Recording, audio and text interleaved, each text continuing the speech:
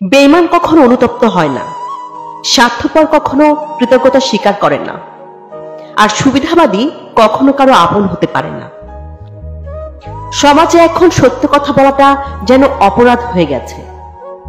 হয় ঝগড়া সৃষ্টি হয়, নয়তো সম্পর্ক নষ্ট হয়। সবকিছুতে কপালের দোষ দিয়ে লাভ নেই। কিছু জায়গায় কিছু সময় মনেরও দোষ দিতে হয়।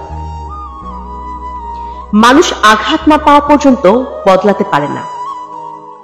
যে যত বেশি আঘাত পায় সে তত বেশি বদলায়। মানুষের পতন সেই সময় থেকেই শুরু হয়ে যায়, যখন সে আপন মানুষকে হারানোর জন্য পর মানুষের পরামর্শ নেয়।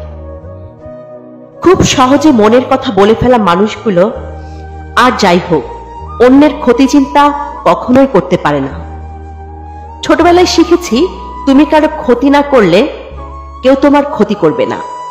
আর বাস্তবে শিখলাম, তুমি যার ভালো চাইবে সেই সবার আগে তোমার ক্ষতি করবে। বদলে যায়নি, অধিকার হারিয়ে গেছে, তাই বিরক্ত করা ছেড়ে দিয়েছি। জীবন খুবই সুন্দর, তাই না? তুমি কিছুই নিয়ে আসোনি, তোমার ভাগ্যে কি আছে কিছুই জানো না। তারপর তুমি সবকিছুর জন্য লড়াই করো, তারপর কিছু না নিয়েই দুনিয়া ছেড়ে চলে যাও। টাকা আর সম্মান এক নয়। টাকা তো ভিক্ষা করেও পাওয়া যায়, কিন্তু সম্মান সেটা তো কর্ম, ব্যবহার আর চরিত্রের মাধ্যমে অর্জন করতে হয়। আমার কাছে সেরা মানুষ তারাই, যারা অহংকার করার মতো অনেক কিছু থাকা সত্ত্বেও তাদের মাঝে অহংকারের ছিটে ফোঁটাও নেই।